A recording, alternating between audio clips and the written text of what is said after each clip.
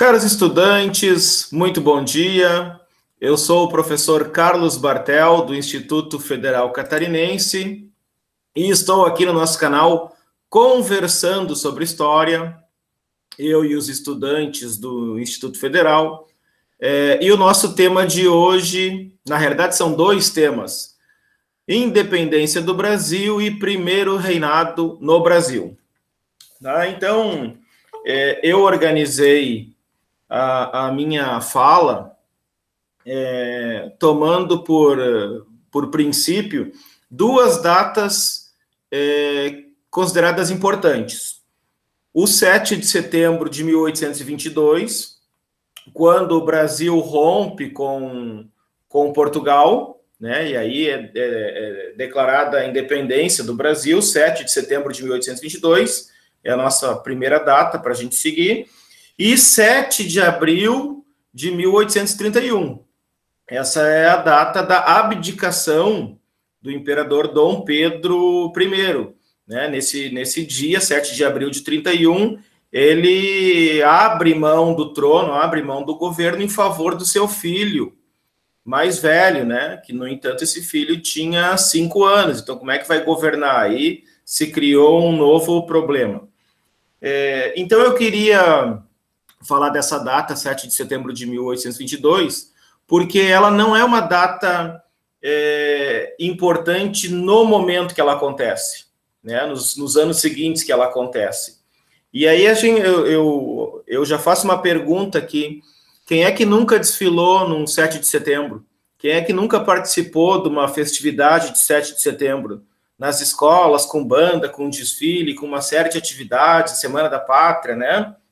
Mas a partir de quando que essa data se torna importante na história do Brasil? Essa data ela se torna importante somente lá na década de 1860, quando é inaugurada uma estátua equestre, mandada fazer na França lá, uma estátua muito grande do Dom Pedro I, e ali a gente pode dizer que está se inventando as tradições, né? O culto ao civismo, os heróis da história do Brasil, os dias importantes. Então é só em 1860, com a inauguração dessa estátua, que está lá no Rio de Janeiro, até os dias de hoje, na Praça Tiradentes. Olha aí, outro herói, né, nacional, o Tiradentes, o patrono do Exército e tudo. Então eu já separei algumas imagens aqui para vocês. Deixa eu compartilhar aqui com vocês essas imagens, para a gente começar a entender um pouco essa data. Está entrando mais alunos aqui. Tá, só alguém me diz aí se está aparecendo o slide para eu me situar aqui, que eu estou vendo tranquilo. Raíssa, está aparecendo o slide? Só me dá um ok aí. Sim, está aparecendo. Tá, então vamos lá, vou passar aqui as imagens para a gente... Aqui. Tá, essa aqui é a estátua que eu falei. Ela é inaugurada no Rio de Janeiro em 1862, está na Praça Tiradentes. A partir daí começa a se cultuar a data do 7 de setembro como uma data nacional importante, né? Ela começa a ser consagrada como uma data importante. Essa estátua foi feita em homenagem à proclamação da independência, né? Comemorava os 40 anos da independência. Está aqui uma tomada aérea na Praça Tiradentes, no Rio de Janeiro. Tá? E depois seguiram as festividades do 7 de setembro. Foi criado lá no final.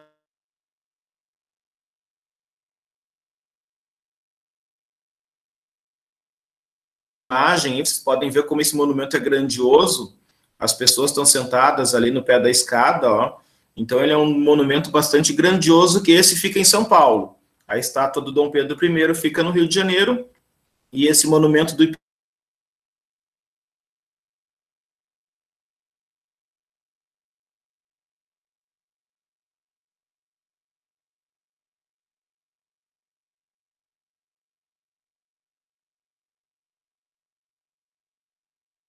do Brasil, como José Bonifácio, por exemplo.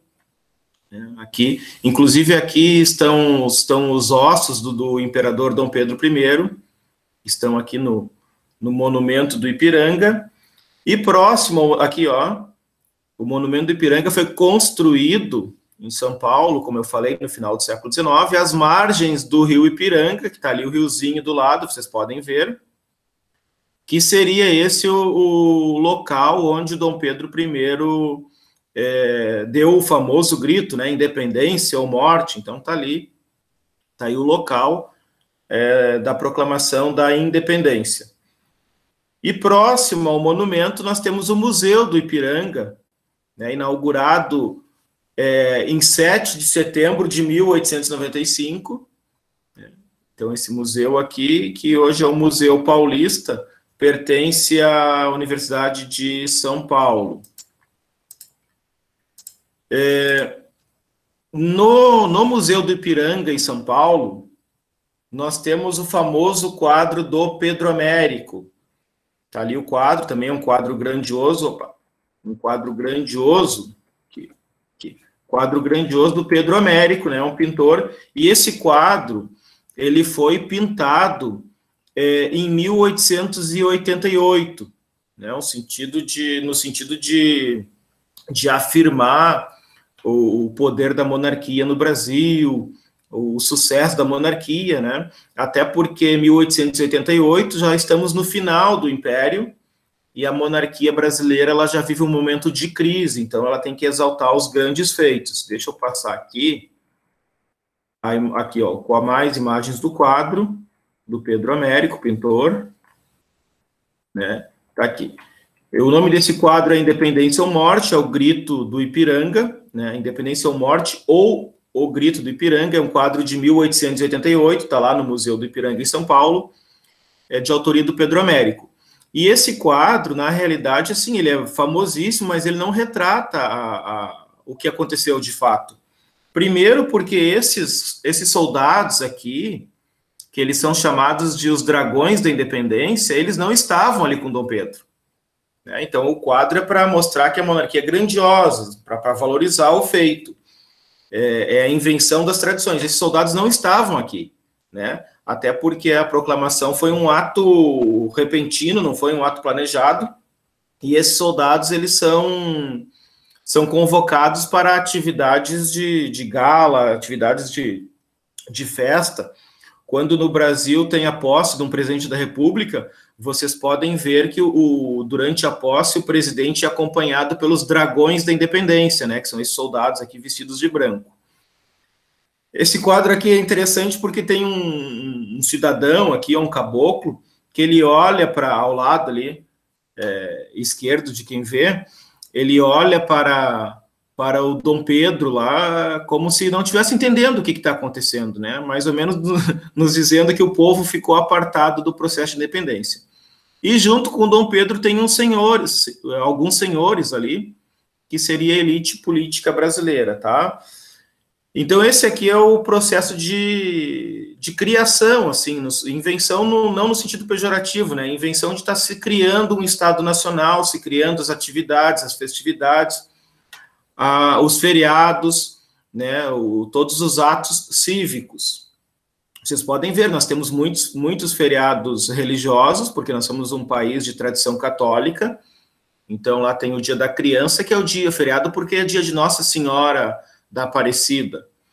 No dia 2 de fevereiro tem o feriado, dia do Nossa Senhora dos Navegantes, né, onde tem rio, mar, faz esse feriado. Dia 8 de dezembro, dia de Nossa Senhora da Conceição. Algumas cidades também fazem esse feriado. Mas temos festas e feriados nacionais. O 21 de abril, né, o feriado de Tiradentes. O 7 de setembro, o feriado da independência do Brasil. O 15 de novembro é um feriado nacional também, a proclamação da República. Outro quadro aqui também, mandado pintar já no contexto do Segundo Reinado, é a proclamação da independência, né? Aí o Dom Pedro, ele não estava sozinho, nem acompanhado pelos guardas, mas ele está no meio do povo ali, ó, e o povo comemorando como se a independência fosse algo realizado pela população. Também não reflete a realidade esse quadro, porque a população ficou, as classes mais populares, né, ficaram afastadas da independência. Bom, então, dito isso, eu vou falar do primeiro reinado, tomando como baliza essas duas datas, começando com o ano de 1822, eu vou seguir uma ordem cronológica aqui para a gente poder se situar. Não esqueçam que nós estamos estudando História do Brasil Império, então o Império ele inicia quando o Brasil rompe com Portugal, se torna independente em 1822, e ele termina, o Brasil Império, com a deposição do imperador, aí, o Dom Pedro II, em 1889, em 15 de novembro de 89, quando é proclamada a República. Então, nós temos o primeiro reinado, 1822 a 31, o período regencial, 1831 a 1840, e o segundo reinado, com o imperador Dom Pedro II, 1840 a 1889. Então, 1822 ocorre a ruptura com Portugal, e em dezembro desse ano, Dom Pedro I, né, ele é aclamado, então, imperador, né, no dia 1º de dezembro de 1822. E aqui já tem uma questão, porque essa independência do Brasil, ela está num contexto de independências, de surgimento de vários países na América Latina. Esse processo ele começa lá com a independência dos Estados Unidos, em 1776, uma grande guerra, a Guerra de Independência, contra a Inglaterra. Os Estados Unidos era colônia inglesa, e os Estados Unidos se tornam independentes. Isso no antigo regime, no século XVIII, era algo impensado. Como que uma colônia vai se tornar independente?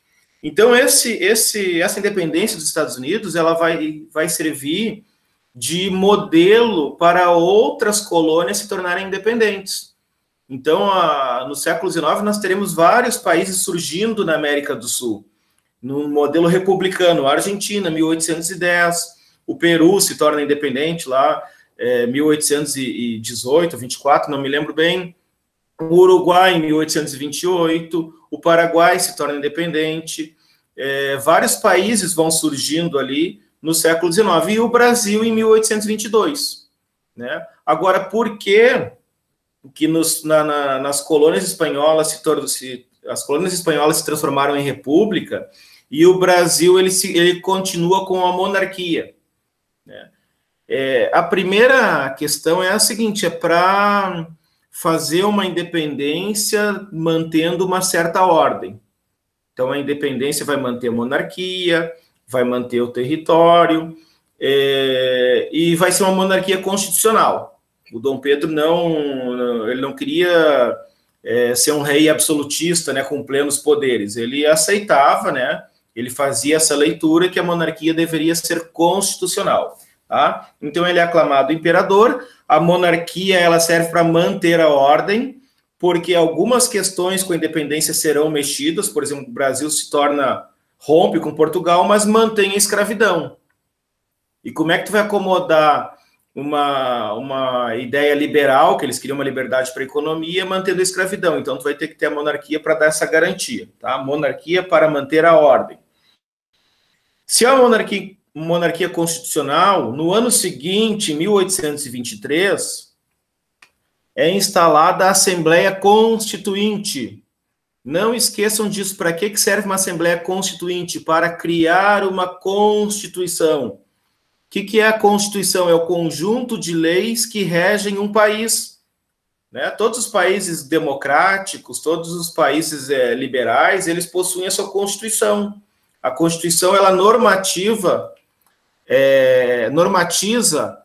a legislação. Ela diz como é que é o sistema tributário, como é que é o sistema criminal. E mesmo nos estados, aqui que são as províncias, tu não pode ter uma lei que entre em conflito com a Constituição. A Constituição diz quem são os brasileiros, isso vai ser um grande problema. Todos são brasileiros, e o brasileiro, ele tem direitos, né? Ele é um cidadão que possui direitos e deveres. Sim, mas e como é que fica os escravos que nasceram no Brasil? Né? Então, isso nós vamos ver também. Mas a Assembleia Constituinte, ela é instalada em 3 de maio para criar uma Constituição brasileira. Tá? E essa Assembleia reuniu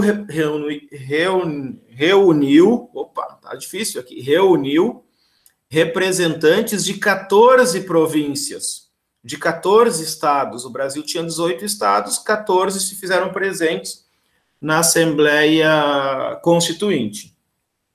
Porém, ali começa uma série de desacordos. Que tipo de desacordo? O poder tem que ficar mais na mão do imperador ou mais com as províncias. Então, aqui o conflito maior, que é centralização do poder ou descentralização do poder. Então, o Dom Pedro, ele cria o poder moderador, porque o Estado brasileiro está sendo organizado aqui se baseando naquela ideia francesa da divisão dos poderes. Então, nós temos o executivo, o legislativo, que seria o parlamento, e o judiciário. E, além disso, Dom Pedro I queria um quarto poder, que é o poder moderador. Então, ele teria sempre a última palavra, o imperador que usaria esse poder, o poder moderador, para falar a última palavra. Então, essa já foi uma tensão que se teve entre os deputados da Assembleia e o imperador. A outra questão foi que o imperador, para a Inglaterra reconhecer a independência do Brasil, ele assinou um tratado com a Inglaterra que ele dizia que ele ia acabar gradualmente com o tráfico de escravos. E o parlamento, né, não aceitou. Não, desculpa, isso é um momento posterior, tá? Então, a primeira questão é o poder moderador. É o poder moderador ali que cria um certo impasse.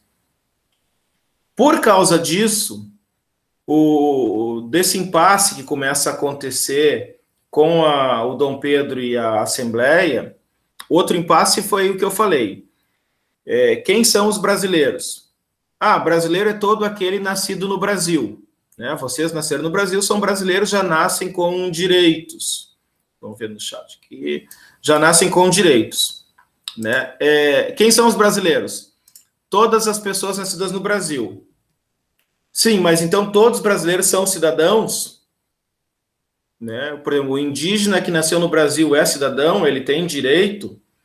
Aí depende. Se o indígena é considerado selvagem, né? Ele não faz parte da comunidade nacional. Então se criou uma distinção aí. Todos são brasileiros, mas nem todos são cidadãos. Tá? Como teve muita discussão e não se chegava a nenhum acordo, em 12 de novembro de 1823, o Dom Pedro I ele dissolve a Assembleia Constituinte. Acabou, não, vamos fechar a Assembleia, não tem mais conversa. Alguns deputados foram presos, outros foram exilados, e esse fechamento da Assembleia em 12 de novembro de 23 é conhecido como a Noite da Agonia. Tá? Não esqueço, então, se aparecer numa questão aí no vestibular, no Enem, né? Ou numa prova qualquer, Noite da Agonia é o fechamento da Assembleia Constituinte em 1823 pelo Dom Pedro I. Então, o Dom Pedro está mostrando aqui que ele é um cara bastante autoritário. Não tem diálogo, ele fecha a Assembleia. Mas, ao mesmo tempo, como ele era autoritário, ele sabia que não era possível ele governar sem uma Constituição. Era necessário ter uma Constituição, uma monarquia constitucional. Então, ele cria um Conselho de Estado, né, que são pessoas nomeadas por ele, 10 conselheiros, para criar uma Constituição. E o que essa Constituição faz? Ela estabelece o poder moderador e atende todos os interesses do Dom Pedro I. Então, essa Constituição, né, ela é outorgada em março de 1824, já estamos aqui em 1824, ela é outorgada. Aqui eu já cito uma questão interessante. Qual é a diferença de uma Constituição outorgada e uma Constituição proclamada? A nossa atual Constituição, a de 1988, que é a que nos governa hoje, ela é proclamada. E essa do Dom Pedro de 24, ela é outorgada. Então é o seguinte, Constituição outorgada é que ela é feita pelos governantes de cima para baixo. Tá? O governante ele dá ela pronta para a sociedade sem discussão. E as constituições proclamadas, há uma grande discussão no meio da sociedade, os segmentos sociais se manifestam, e ela é feita atendendo o interesse desses segmentos sociais. Tá? Então, é de baixo para cima, é o contrário, a sociedade que entrega para os governantes, e a outorgada é o contrário. Nós temos, por exemplo, a Constituição de 67, que ela é outorgada, os militares, está aqui uma Constituição pronta e tem que se cumprir. Então, essa Constituição de 24, que eu enviei esse documento para o e-mail das turmas, ela é outorgada e ela é a primeira Constituição do Brasil. E é interessante também que ela é a Constituição que mais durou na história do Brasil, porque ela vai de 1824 até 1891. Tá? Então, ela teve um longo tempo de vida. Certa vez eu dei uma palestra falando sobre as constituições do Brasil, e eu falava ali que cada Constituição brasileira tem o tempo médio de vida de 30 anos, então essa aqui já foi longe demais. Vamos ver aqui. Então, essa Constituição deu amplos poderes para o Dom Pedro, e claro que isso desagradou aqueles que não queriam que os poderes ficassem tanto com o Dom Pedro. E aí vão surgir revoltas por causa disso. A principal revolta, ela ocorre em Pernambuco. A Constituição é outorgada em março. Em Pernambuco, ocorreu a Confederação do Equador, um movimento revolucionário de caráter separatista e republicano. Eles queriam criar um país novo, que teria esse nome, a Confederação do Equador. Alguns historiadores dizem que o nome se deve porque está próximo à linha do Equador. Outros dizem que porque segue lá a Constituição colombiana, né, como modelo. Mas o fato é que houve esse movimento separatista por o descontentamento com o autoritarismo do Dom Pedro I, que não discutiu os interesses da sociedade para estabelecer uma Constituição. Na realidade, esse movimento Confederação do Equador, que era liderado por Pernambuco, mas também teve a participação da Paraíba, do Ceará e do Rio Grande do Norte, que iriam compor esse país chamado Confederação do Equador. Essa confederação, ela é uma continuidade da Revolução Pernambucana de 1817. Ali nós tínhamos vários liberais, republicanos, né, proprietários de gado, de algodão, e eles queriam maior autonomia para a sua província, e o imperador não autorizava isso. Esse movimento era liderado por um rebelde lá de 1817, o Frei Caneca, né, o padre, que tinha esse nome porque quando era criança vendia canecas. Então o Frei Caneca era um revolucionário liberal, e ele lidera a Confederação do Equador para separar essa região do país. O Dom Pedro I, ele vai reprimir esse movimento com muita violência, com muito rigor, né? Ele vai reprimir, e o Frei Caneca, ele vai ser condenado à morte, né? O padre é condenado à morte, aí na hora de matar o padre, o carrasco lá não queria matar, né? No final ele é fuzilado, é morto o Frei Caneca. E isso vai piorar ainda mais a imagem do Dom Pedro I, porque ele já tinha agora a pecha de autoritário, já dissolveu a Assembleia Constituinte, já outorgou uma Constituição, e agora reprimiu o movimento separatista com muita violência e matou um padre. Esse ano, né, o Frei Caneca é morto executado em janeiro de 25 já. Esse ano de 24 é um ano importante para a história do Brasil, pela primeira Constituição, mas não esqueçam também que no Rio Grande do Sul, na província de São Pedro do Rio Grande do Sul, é criada a colônia alemã de São Leopoldo. né? Então, em 25 de julho de 24, é criada a colônia alemã de São Leopoldo, né? Começa um processo de colonização, de imigração em massa de imigrantes europeus para o Brasil. E aqui, em Santa Catarina, a primeira colônia alemã vai ser a colônia de São Pedro de Alcântara, em homenagem ao imperador, que ela vai ser criada em 1929, tá? Perto de Palhoça, ali a colônia alemã de São Pedro de Alcântara, 1829. Mas seguimos aqui. Então, a vida do Dom Pedro não estava fácil, esses primeiros anos do país, Brasil, não foram fáceis. Em 1825, eclode uma outra guerra, né? Nós tínhamos uma revolta, agora eclodiu uma guerra. Que guerra é essa? A Guerra da Cisplatina. Essa guerra, ela é uma herança dos conflitos entre o reino da Espanha e o reino português, o reino da Espanha na América Espanhola e o reino português na América Portuguesa. E aquela região ali do sul do Brasil, ela nunca teve fronteiras muito claras, muito bem definidas.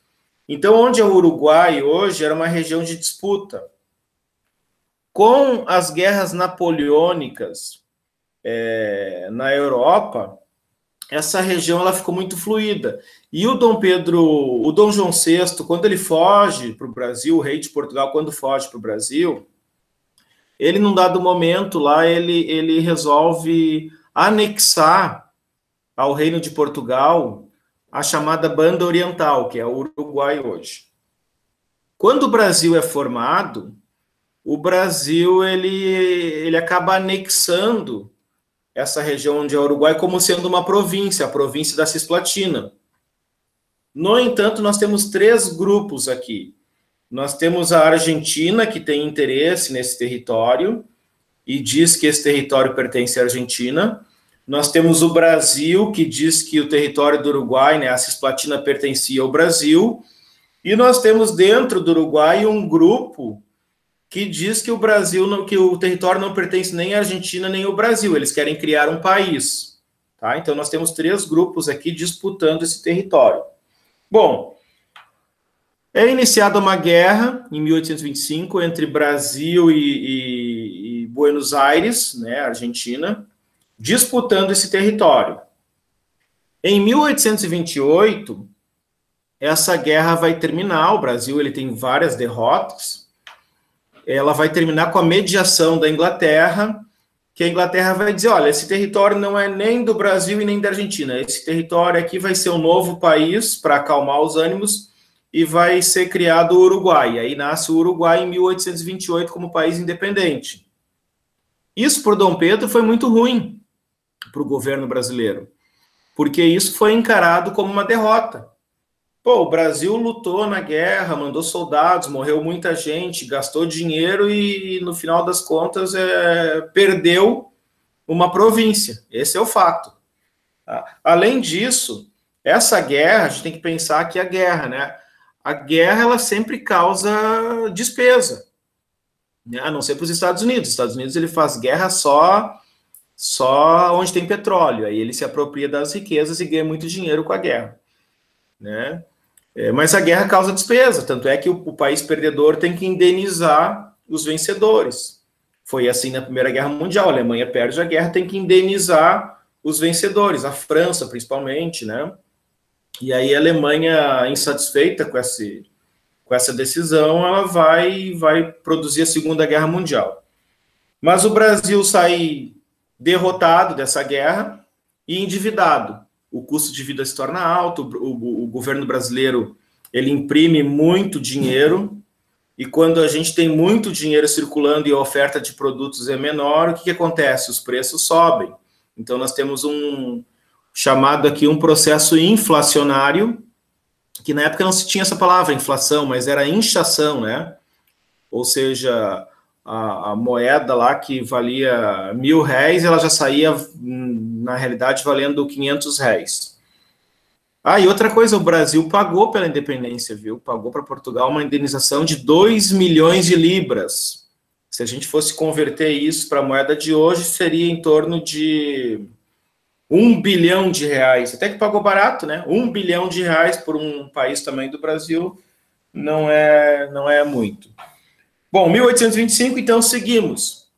Primeiro reinado, que vai de 22 a 31.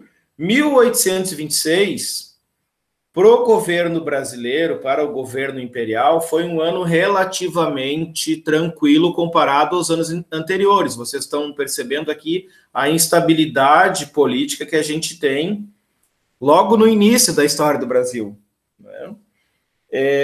Foi um ano relativamente tranquilo para o governo, apesar de que o Brasil estava numa guerra contra a Argentina, mas não foi um ano nada tranquilo para o Dom Pedro I. Por quê?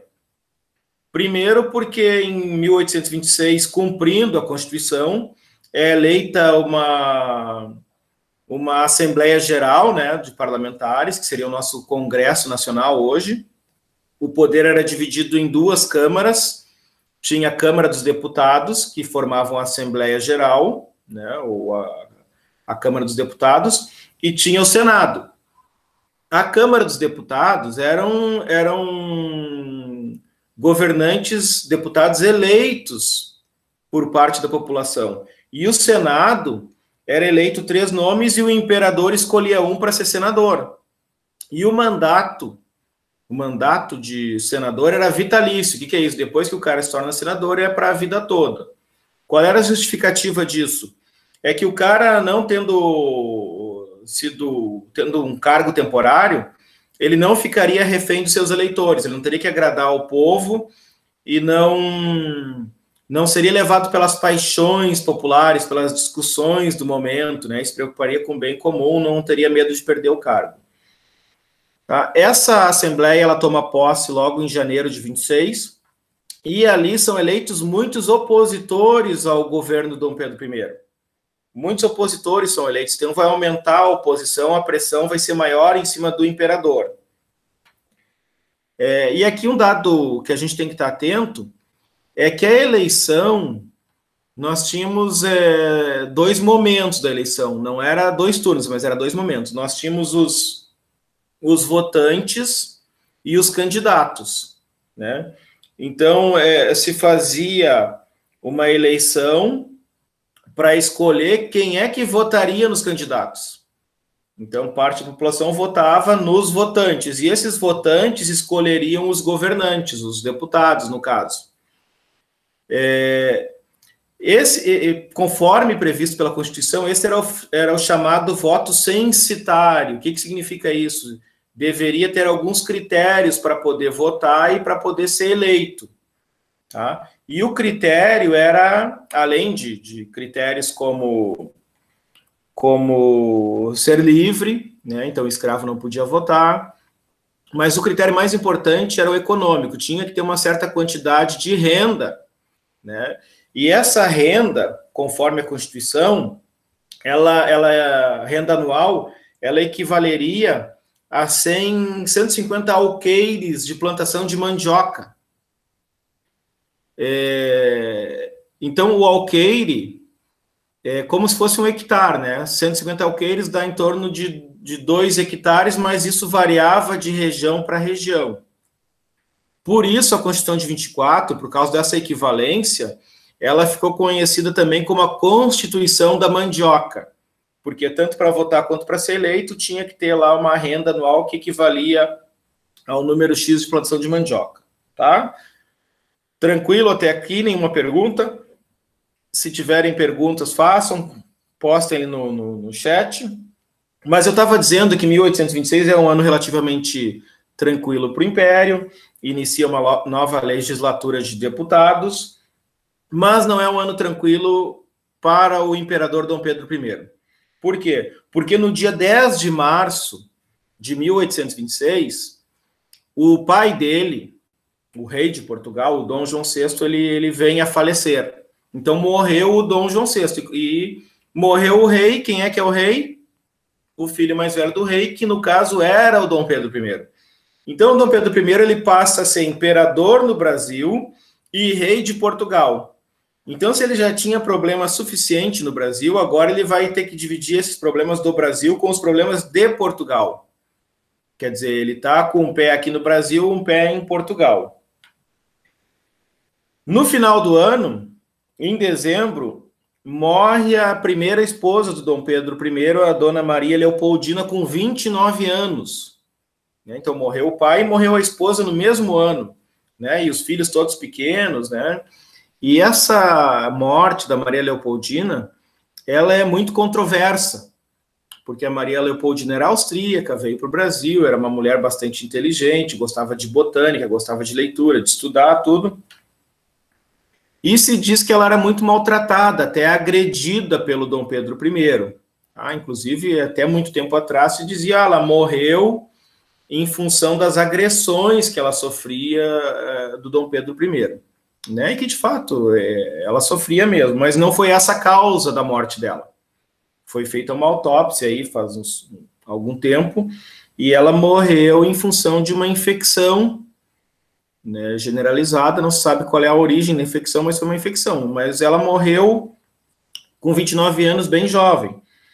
E ela já estava sofrendo de depressão, né, muito triste, muito amargurada, porque o Dom Pedro tinha uma relação extraconjugal, né, com várias mulheres. Ele era um homem bastante promíscuo, mas ele tinha um caso famoso, que era conhecido publicamente, com a Marquesa de Santos, que é a Dona Domitília de Castro, que chamava ele de Demonão, né, e ele chamava ela de Titília, e eles tiveram um filho. Então isso era muito conhecido, e isso incomodava muito a Dona Maria Leopoldina, que por essas questões e outras, né, entrou em depressão e veio a falecer em 1826. Depois, Dom Pedro ele casa de novo, em 1829, com a Dona Maria Amélia, que ela vai criar os filhos do Dom Pedro e vai falecer lá em Lisboa, se eu não me engano, em 1870 e poucos.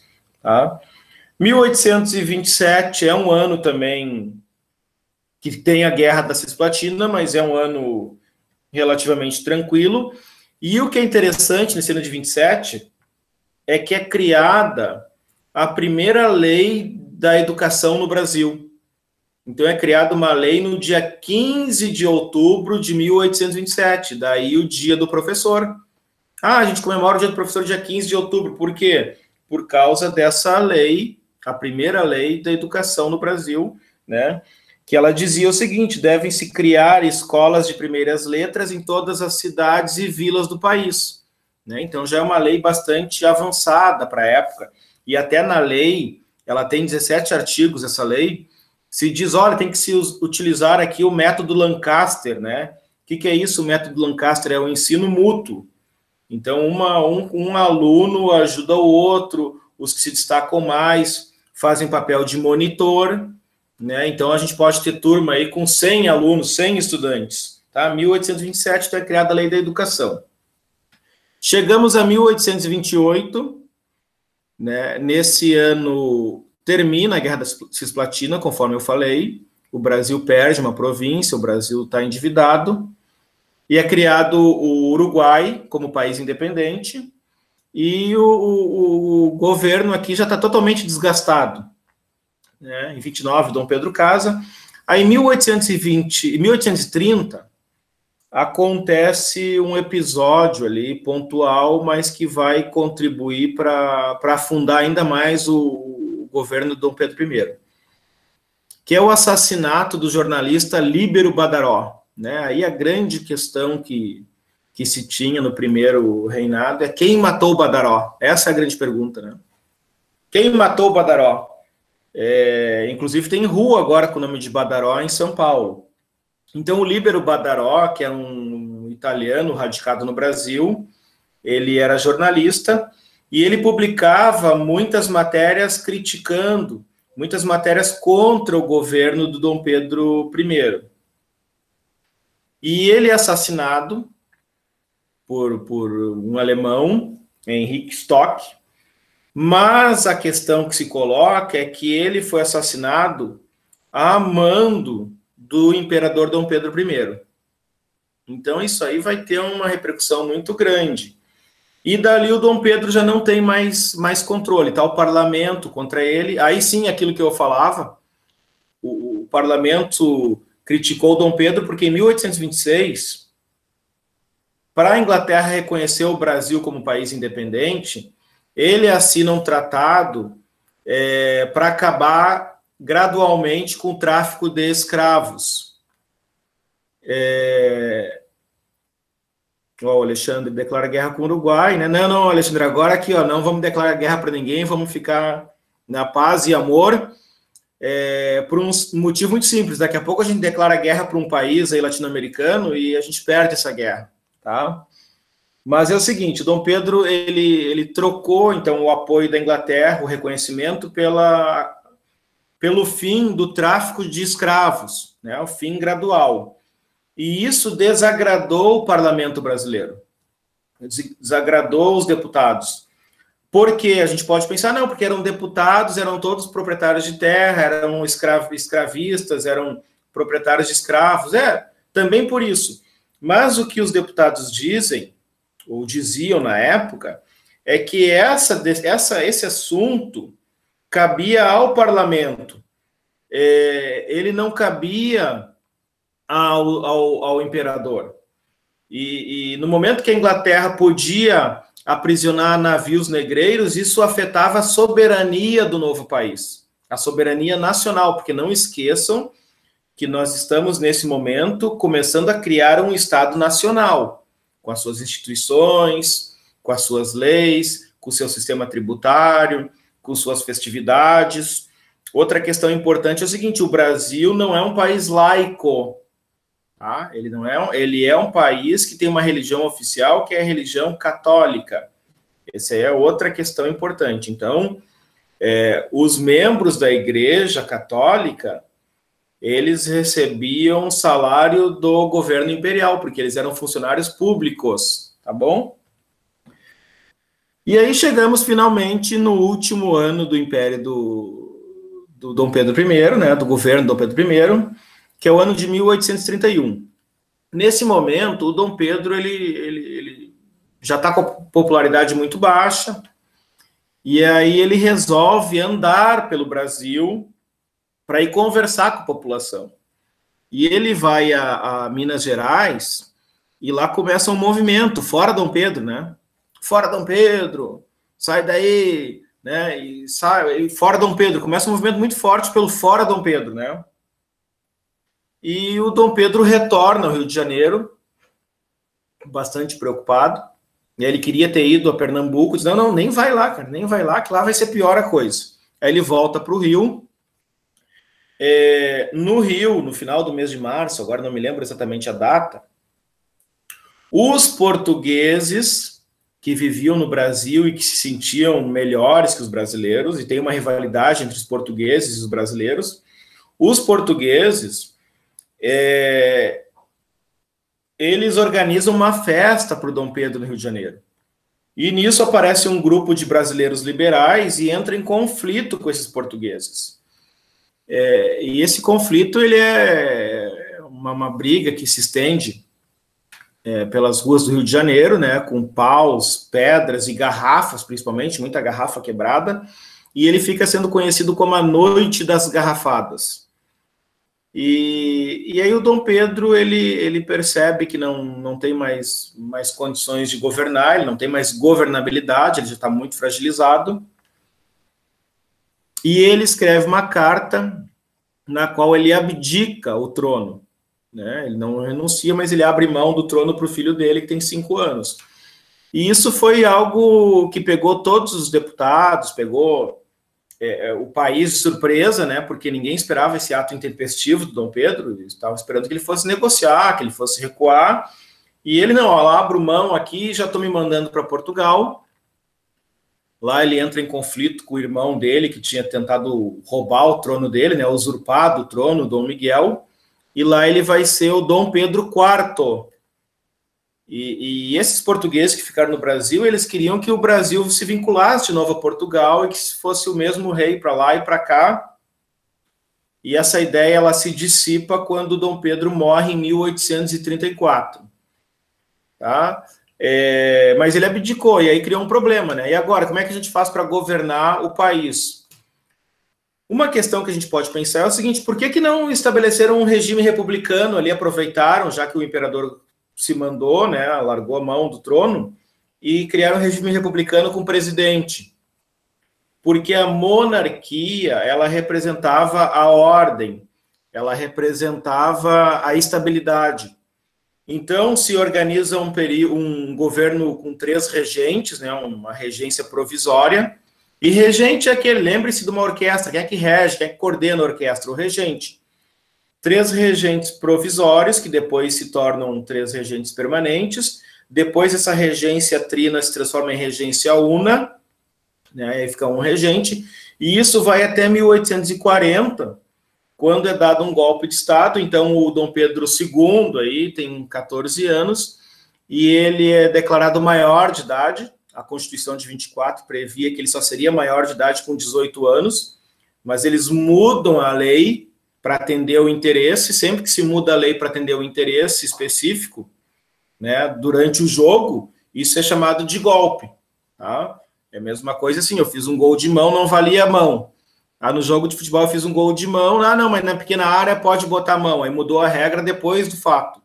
Então isso é considerado um golpe, quando muda as regras. Então esse é o famoso golpe da maioridade, em 1840, e o imperador assume com 14 anos de idade, né? Ele era mais jovem do que vocês.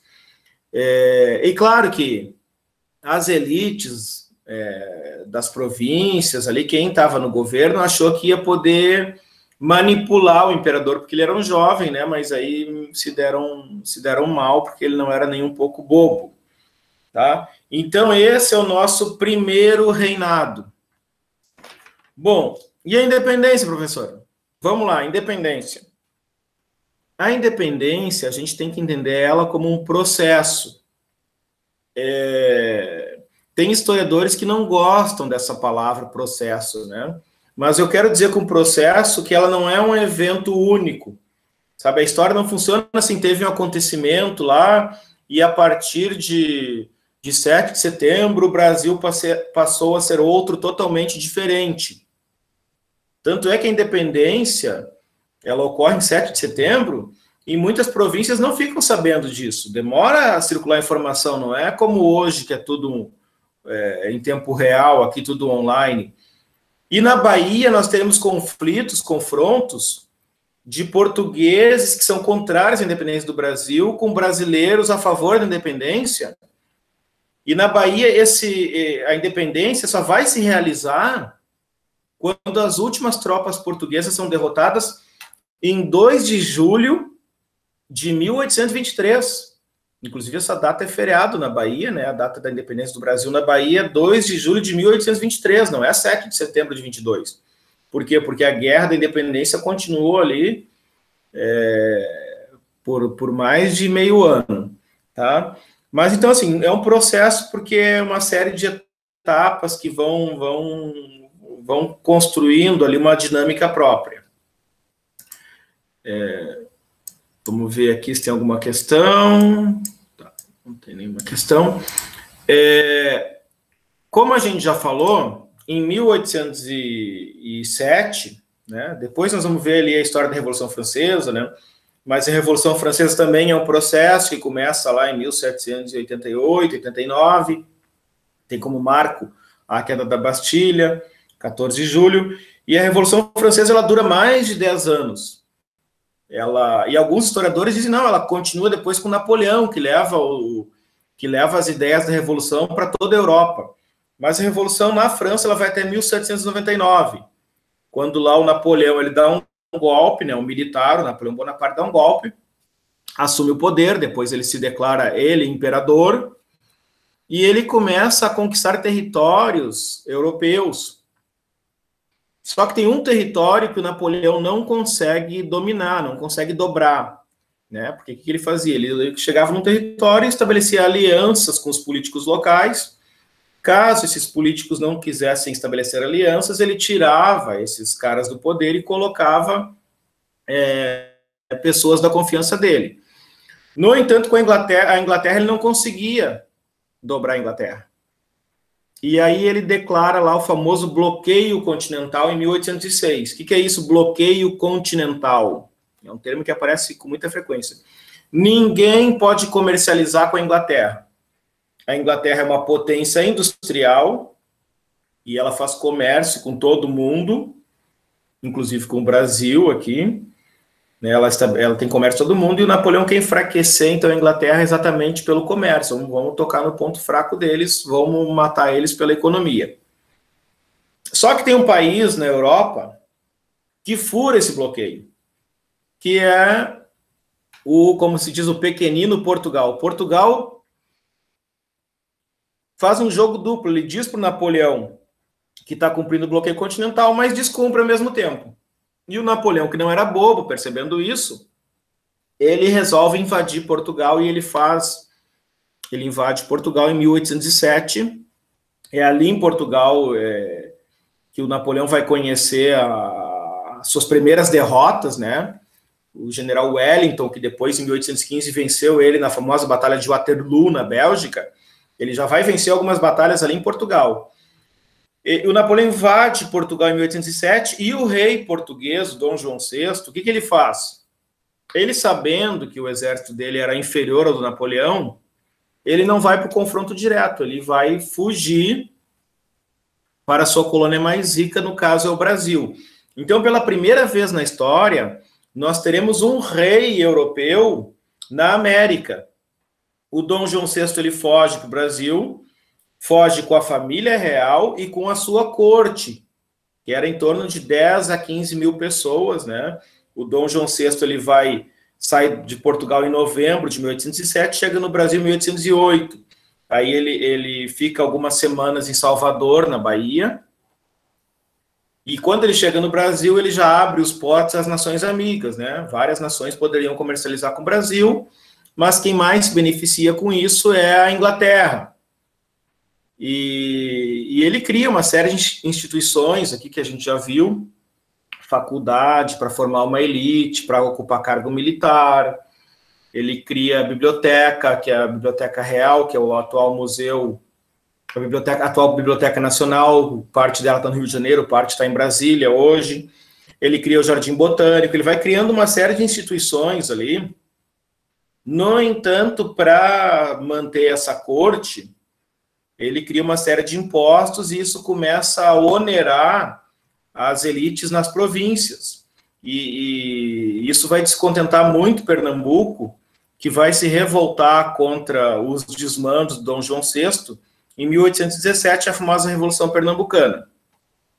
Mas em 1815, o Dom João VI, ele eleva o Brasil à condição de Reino Unido. O Brasil agora não é mais colônia. Tá? Legalmente, do ponto de jurídico, formal, o Brasil ele não é mais colônia a partir de 1815. O que ele é? Ele é Reino Unido a Portugal e Algarves. Por que o Dom João VI faz isso? Porque na Europa o Napoleão perdeu a guerra de modo definitivo, ele perde a guerra, ele é afastado do poder, e se começa um grande encontro, uma grande reunião na Áustria, que é o famoso Congresso de Viena de 1815. E ali eles vão tentar redefinir o mapa da Europa, porque o Napoleão desorganizou o mapa da Europa. Então eles vão redefinir a geopolítica europeia. E uma das ideias é o seguinte, é que a situação volte ao momento anterior à Revolução Francesa. Então os reinos têm que voltar a ser como eram antes da Revolução Francesa, porque a França bagunçou todo o mapa da Europa. Claro que isso não é possível, mas o Dom João VI ele tem que defender lá Portugal, e no Congresso diz não, tu não tem autoridade para defender Portugal, né? Claro, os representantes dele, né? Não tem autoridade para defender Portugal, porque tu fugiu, tu abandonou o teu reino. E aí o Dom João VI, não, eu não abandonei meu reino. Eu só saí de uma parte do reino e fui para outra, né? Porque o reino é muito grande. Em nenhum momento eu abandonei o reino.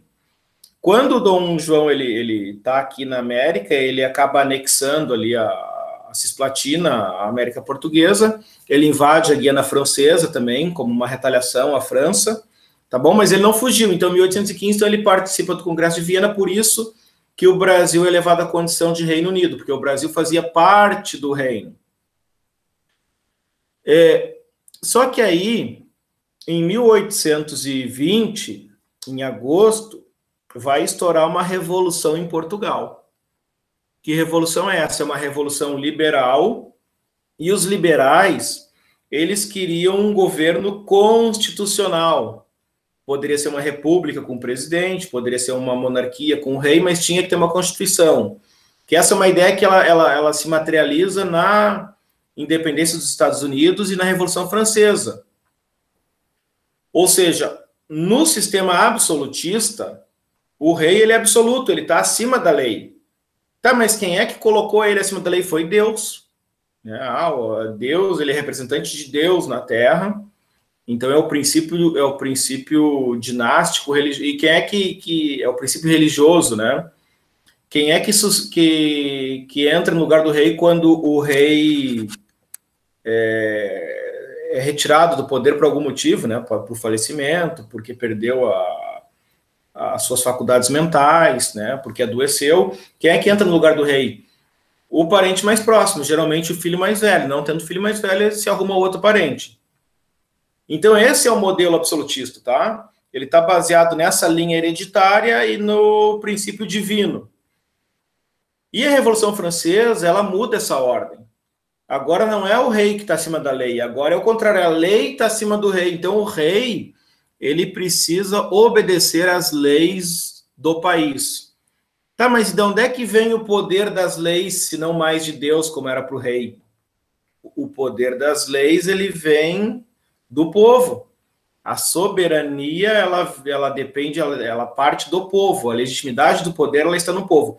O povo entrega o poder ao governante e o povo tem o direito de retirar esse governante caso ele não corresponda aos anseios da população.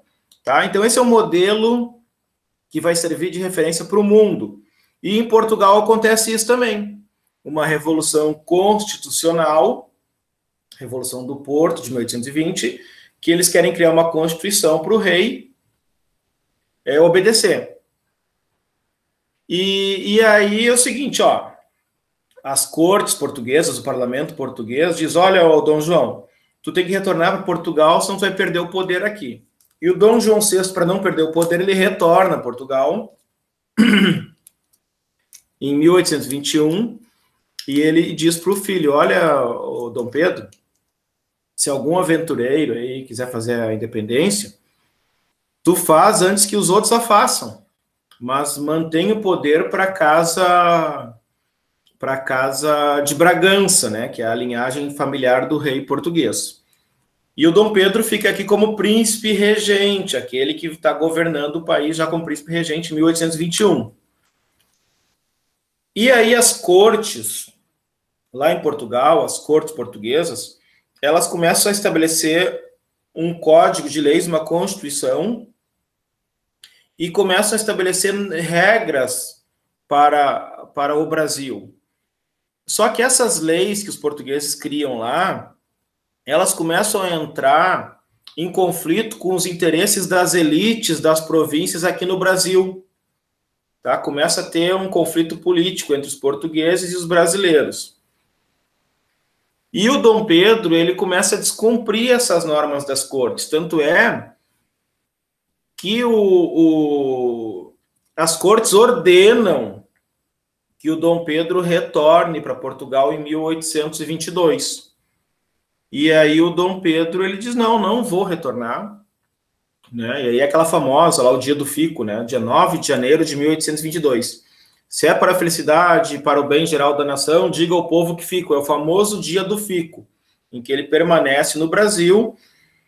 E aí tem uma coisa que é muito corrente na história, que é assim, as cortes queriam recolonizar o país, né?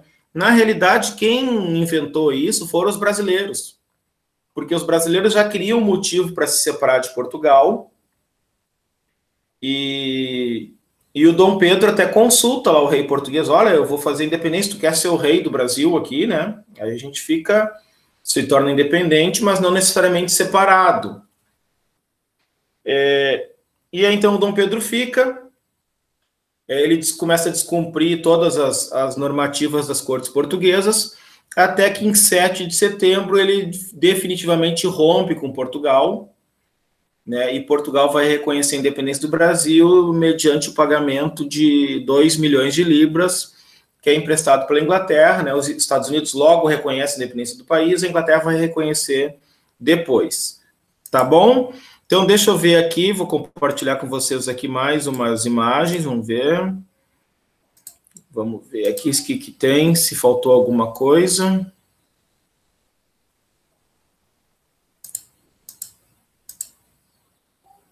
Deixa eu ver aqui.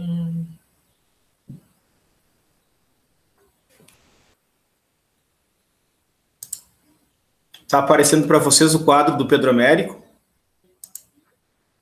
Alguém me dá um alô, me fala. Sim, professor. Quadro do Pedro Américo, então tá, vamos lá. Deixa eu só ver aqui, independência. É um processo, né? A gente já falou sobre tudo isso aqui. Só está aparecendo na tela. Só a tela? O Gmail do professor, eu tô vendo. Deixa eu ver aqui.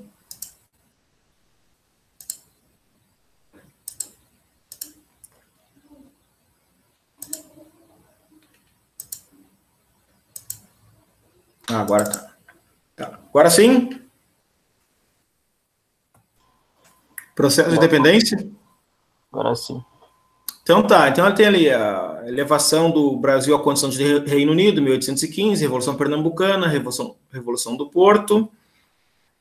Tá? As elites coloniais brasileiras se aproximam de Dom Pedro. Quem é que forma as elites coloniais? Se falar em elite para vocês, quem é que forma a elite colonial? A elite colonial é formada por proprietários de terra, de gado e de escravos, tá? Esses caras são os donos do poder, como existe uma obra clássica aí, com esse título do Raimundo Faoro, que o nome da obra é Os Donos do Poder, que são esses membros das elites provinciais, grandes proprietários de terra, de gado e de escravos. O Brasil, ele se torna independente, no entanto, ele tem uma dependência econômica em relação à Inglaterra, e aí, para nós encaminharmos nosso encerramento... isso aqui é importante também, deixa eu só... Eu vou voltar a falar aí da moeda do centenário. A pergunta que a gente faz é o seguinte: o que mudou com a independência? Tá, o Brasil se tornou um país independente de fato e de direito, né? Isso não tem dúvida nenhuma, né? Mas é o seguinte ali, ó. Mãe, vem ver o que está acontecendo, né? O povo está apartado das decisões, porque elas são os grandes proprietários que tomam as decisões. O que mudou com a independência?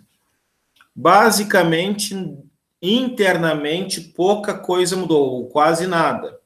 Porque o Brasil manteve a monarquia para manter a ordem, e a monarquia para manter as estruturas sociais e econômicas. Que estruturas sociais e econômicas são essas? O latifúndio, o Uruguai, quando se torna independente, eles fazem uma reforma agrária. Então, quem tinha muita terra no Uruguai acabou perdendo parte dessas terras, que foi doada para a população que não tinha, para criar um sistema mais igualitário. Aqui no Brasil, não. Aqui continuou com fazendas de tamanho de pequenos países, o latifúndio, que são grandes propriedades de terra, né? E se os nossos deputados, os nossos senadores, os nossos ministros, os nossos políticos, eles são proprietários de terra, claro que manter isso aqui vai ao encontro do interesse deles. O Brasil continuou sendo um país agroexportador, produz produtos primários para exportação. Nós não tínhamos nenhum produto aqui que movimentasse a economia do ponto de vista nacional, como vai acontecer depois com o café. A gente não pode esquecer, falou em Brasil Império, é café, mas no primeiro reinado não tem o café ainda como um produto de força, tá? Força econômica. Mas tem, assim, ó, o Pernambuco lá é um grande exportador de algodão, o Rio Grande do Sul ali, o charque, né, e exportação, mas também para atender o mercado interno. Então, é uma monocultura que existe no Brasil, né, a produção de um produto só em cada província.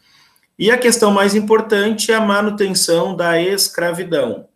Tanto é que o escravo é considerado brasileiro, mas não é cidadão, ou seja, ele não tem direitos. E o escravo ele só vai entrar na lei em uma situação, né? Deixa eu até ver o que eu anotei para vocês aqui, ó.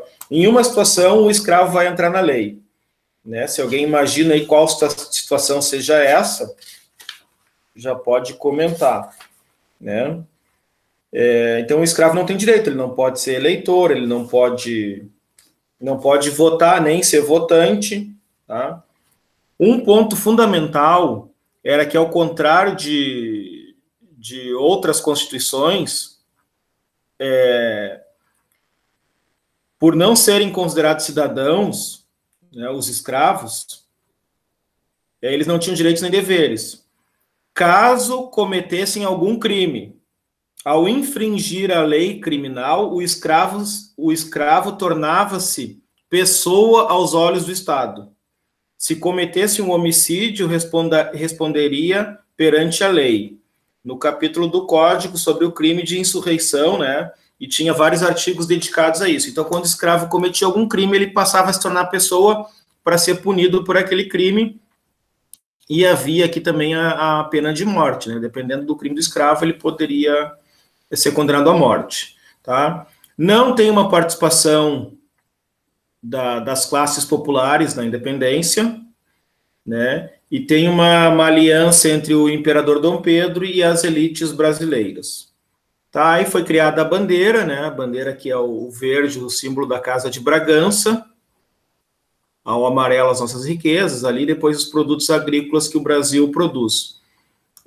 Quando o Brasil é proclamada a República, só troca ali o símbolo da Casa de Bragança no meio, o brasão, pela esfera ali, ordem e progresso, e as estrelinhas. E aqui na bandeira, dentro da bandeira, está a cruz da Ordem de Cristo, né, mostrando a influência do cristianismo, da religião católica como oficial. Então, vamos ver ali o primeiro reinado. Aqui são os assuntos importantes, tá, que eu falei. Independência, Assembleia Constituinte de 23, Constituição de 24, Guerra da Cisplatina, assassinato de Líbero Badaró e abdicação do Dom Pedro I, tá? Esses são os assuntos mais importantes. Algumas características: a construção do Estado Nacional, 4 poderes, não esqueçam isso, 4 poderes, né? Executivo, legislativo, judiciário e poder moderador, manutenção da estrutura produtiva no latifúndio, Estado católico, né, catolicismo como religião oficial, manutenção da escravidão, voto censitário, tinha que ter dinheiro para votar, e a ausência de um grande produto para exportação. Assembleia, ali a gente já viu tudo. Deixa só eu retomar aqui que ficou para trás aqui, porque nós temos um ano muito importante, agora só para a gente pensar um pouco nessa questão das invenções, das tradições, que é o ano de 1922. Ele é um ano muito importante para a história do Brasil, porque foi o ano de comemoração do centenário do país. O país comemorava 100 anos, né? Então aqui nós temos uma afirmação dessas tradições inventadas, dessas tradições criadas, né? Essas tradições nacionais. O Brasil agora ele afirma isso, é consolidado, é consagrado isso. Então, em 22 foram feitos vários eventos para comemorar essa festa de 100 anos. Teve uma exposição internacional comemorando o centenário, que começou em 7 de setembro de 1922 e foi até 24 de julho de 1923. O Conde D, né, que era genro do Dom Pedro II, ele é convidado para vir participar desses festejos e ele acaba morrendo no navio que traz ele da Europa para o Brasil. Foi que foram feitas moedas comemorativas, né, moedas de circulação, como essa aqui, ó, de R$1.000, tá, o símbolo da coroa ali, o 7 de setembro, a figura do imperador Dom Pedro e do atual presidente do Brasil, o Epitácio Pessoa, tá, então essa moeda aqui. Então teve uma série de eventos, uma série de atividades. E esse ano é importante por causa disso, Nesse ano também é criado o Partido Comunista do Brasil, né? Já tem uma outra linha política aqui que começa a se estabelecer a partir de 1922. Nós temos aqui o movimento modernista em São Paulo. Então, uma série de movimentos que ocorrem em 1922. Vocês agora, né, ou nós aqui, nós teremos oportunidade de acompanhar agora os 200 anos da proclamação da independência. Né, os 200 anos, né, em 2022, a gente espera que tenhamos algumas festividades e a gente vai poder acompanhar isso, né, os 100 anos a gente estuda, os 200 anos a gente vai vivenciar. Então, assim, período joanino, 1808 a 1821, primeiro reinado, 22 a 31, período regencial, enviei um material para vocês aí, espero que vocês leiam esse material. E o nosso trabalho, ele vai ser sobre o Brasil, o segundo reinado, que é um período bastante extenso, que vai de 1840 a 1889, e é um período de certa estabilidade para o país. Tanto é que o Dom Pedro II é o governante que ficou o maior tempo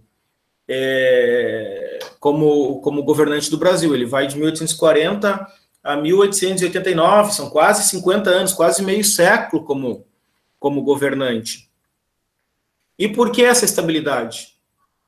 Essa estabilidade, ela se dá muito pelo poder do café. O café vai enriquecer muito o país. Vamos chegar lá já, William. O café vai enriquecer muito o país e vai desenvolver o país. Então vai ser criado ali em 1850 e poucos, vai ser inaugurada a primeira ferrovia no Brasil. Aí a gente tem que começar a pensar as questões. Por que é criada a ferrovia no Brasil? Por que é instalada a ferrovia? Se o Brasil é um grande produtor de café, e esse café é produzido no interior do país com mão de obra escrava, e esse café, ele é um produto para exportação, nós precisamos transportar o café do interior até os portos, né, em São Paulo, no caso, o Porto de Santos, para dos portos levar esse produto até a Europa. Então, a ferrovia, ela vai ligar o interior do país aos portos para exportação. Então, a ferrovia também tem um interesse econômico ali que justifica o estabelecimento da ferrovia. Aí vamos ver as perguntas aqui agora. Ali, foi nesse período que ocorreu a Guerra do Paraguai, nesse período, 1864, lá no final do ano, estoura a Guerra do Paraguai, e ela vai até 1870, e o Brasil vai ser considerado uma potência, então, a partir da Guerra do Paraguai, uma potência sul-americana, e é na Guerra do Paraguai que se cria o Exército Brasileiro, porque até então era a Guarda Nacional, criada lá na época da regência, e o Exército ele sai fortalecido como uma instituição da Guerra do Paraguai, e o Exército tem muitos membros, muitos militares no Partido Republicano, que acham que para o Brasil seria melhor a instalação de uma república com presidentes, né, não com o imperador. Tanto é que os dois primeiros presidentes do Brasil serão militares, o Deodoro da Fonseca e o Floriano Peixoto. 1870 é criado ali o movimento republicano, então, né, para acabar com a monarquia no Brasil. E o outro movimento forte, já a partir da década de 60, e vai ganhar força cada vez mais, é o movimento abolicionista, né? Nós vamos ter uma aula aqui sobre as leis da abolição e sobre a escravidão, para a gente fazer um pouco da distinção entre escravo na zona rural, escravo na zona urbana. E a escravidão no Brasil, ela é uma instituição, ela é institucionalizada, ela é algo formal garantido por lei. Logo, nós podemos ter casos em que negros tenham escravos, tá? O negro pode ter um escravo, e vão mais longe ainda. um negro escravo, ele pode ter um escravo. Como assim? Se ele tem dinheiro para comprar, o escravo é mercadoria, ele vai lá e compra o escravo. Eu sou escravo, eu tenho meu escravo aqui. Tá? Então, são problemas para a gente começar a pensar. Tá certo? Os negros escravos, quando eles adquiriam a condição de liberdade, por algum motivo, eles não poderiam participar da vida política. Então, aqui já estamos apartando, né, os negros da vida política. Tá? O negro que nascesse livre, esse sim poderia participar da vida política, desde que cumprisse os critérios, né? Como votante ou como eleitor, tá certo? Perguntas para nós finalizarmos a nossa aula, já estamos aqui a 1h20. Eu penso que nós não aprofundamos o assunto, obviamente, mas a gente tocou nos principais pontos desse tema, e é importante a gente acompanhar o processo histórico do Brasil do século XIX, quando o Brasil se transforma num país independente, até os dias de hoje, né? A gente começa a compreender que essa história é complexa, e muitas vezes, na tentativa de querer traduzir para facilitar a compreensão, a gente passa batido por algumas questões importantes. Então, nós estamos seguindo esse livrinho aqui, História do Brasil e Império, da Miriam Dolknoff, um sobrenome bem complicado, né? Mas ela é professora da USP, especialista no assunto, e eu estou analisando o capítulo Uma Nova Nação para um novo Estado. Deixa eu ver se tem mais alguma coisa importante aqui para nós finalizarmos. Falamos da renda, do Frei Caneca. Duas coisas aqui que eu não falei. Em 1827, foi criada a primeira lei da educação no Brasil, 15 de outubro, tá? E foi criada também a lei criou a figura do juiz de paz. O que é isso? Cada lugarejo tinha juízes que eram eleitos, né, para ocupar esse cargo. E esse juiz de paz, ele tinha poder de polícia, ele podia mandar prender, mandar soltar, podia entrar nas casas, fazer busca. Então, ele fazia um poder de polícia nas localidades. E muitas vezes era ocupado pelos fazendeiros mais poderosos, né, que eles representavam o Estado brasileiro nas localidades. O cargo de juiz de paz é criado em 1827. Isso. Então, assim, não tendo mais perguntas, e a gente analisou, de certa forma, bem o assunto, né? Não aprofundamos, mas também não foi tão superficial, e a gente não pode ter pressa para estudar esses temas, porque a pressa acaba nos prejudicando. E espero que vocês continuem acompanhando. Quero agradecer a presença de todos. E essa aula será publicada no nosso canal Conversando sobre História. E desejo a todos os alunos, a todos os que estão aqui nos acompanhando, uma ótima semana. E até a próxima. Fica aqui um grande abraço do professor Carlos Bartel.